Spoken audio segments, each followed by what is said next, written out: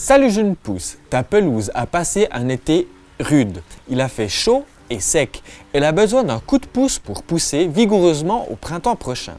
Concentre tes efforts sur elle cette semaine.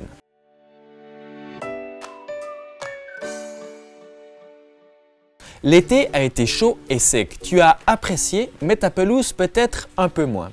Comme la mienne, dès juillet, elle s'est transformée en un paillasson jaune et rêche. Il n'y a rien d'alarmant. C'est sa façon de résister à la sécheresse. Les graminées arrêtent de croître et flétrissent toute cette teinte un peu jaune. Avec les pluies automnales, ton gazon a sans doute repris son aspect d'un tapis vert. Tout est rentré dans l'ordre ou presque. Je profite toujours de l'automne pour une petite remise en forme de ma pelouse. C'est encore plus important avec les conditions climatiques que nous avons connues cet été. Il s'est formé en surface à la base des brins d'herbe une couche perméable composée d'herbes sèches, de mousse et parfois d'autres débris végétaux. Les jardiniers parlent de feutrage. Ce dernier empêche les eaux de pluie de pénétrer en profondeur et de bien humidifier les racines des graminées du gazon. Ton gazon peut en souffrir dans les années à venir. Par ailleurs, la sécheresse a compacté la terre en surface. L'air ne peut plus s'infiltrer en profondeur et les micro-organismes rendant ta terre fertile ne sont plus aussi actifs faute d'oxygène. Tes apports d'engrais seront donc beaucoup moins efficaces. Ma première étape pour avoir un beau gazon est d'ôter ce feutrage. Passe sur toute la surface de ta pelouse un coup de scarificateur. C'est une sorte de râteau à roues dont les dents sont remplacées par des lames. Ces dernières déchirent le feutrage et le remontent à la surface du gazon. Ramasse ces débris avec un balai à gazon et jette-les sur le compost. Un scarificateur à roues demande moins d'efforts mais assez d'huile de coude.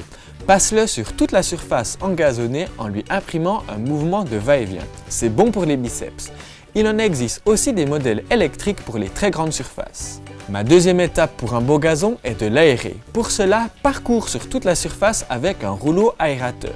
C'est une sorte de cylindre muni de pointes creuses. Il fera des trous à intervalles réguliers. Étale une couche de sable sur ta pelouse qui viendra remplir les trous en évitant de les colmater trop vite. Si tu es très sportif, tu peux obtenir le même résultat en marchant sur ta pelouse avec des patins aérateurs. Ce sont des plaques munies de tiges métalliques d'un côté et des lanières de l'autre. Il suffit de les fixer aux pieds comme des patins roulettes. Troisième et avant-dernière étape, fertilise. Répands une couche de compost ou un engrais organique complet sur toute la surface de ton gazon le plus régulièrement possible. Ratisse avec le balai à gazon pour parfaire la répartition du compost sur la surface de l'herbe. Arrose ensuite en pluie fine. Dernière étape, il faut ressemer. Griffe les parties de la terre nue où il n'y a plus d'herbe qui pousse et nivelle le sol avec un râteau. Répartis ensuite sur la surface des graines de gazon assez denses mais sans excès. Émiette du terreau pour recouvrir légèrement et tasse avec le dos du transplantoir, ensuite arrose en pluie fine. Maintiens bien humide jusqu'à ce que les brins d'herbe apparaissent. Emploie des graines de gazon spécial regarnissage. Leur germination est bien meilleure et plus rapide. En quelques semaines, la réparation est quasiment invisible. Je récapitule pour avoir un beau gazon, presque comme un green de golf. 1. Enlève le feutrage. 2. Aère ta pelouse avec un rouleau. 3. Fertilise ton gazon. Et 4. Sème le plus régulièrement possible.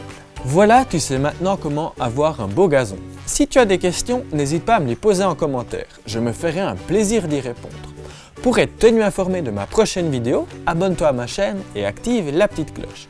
Si tu as aimé ma vidéo, mets un pouce vert, on se retrouve la semaine prochaine. Ciao jeune pousse.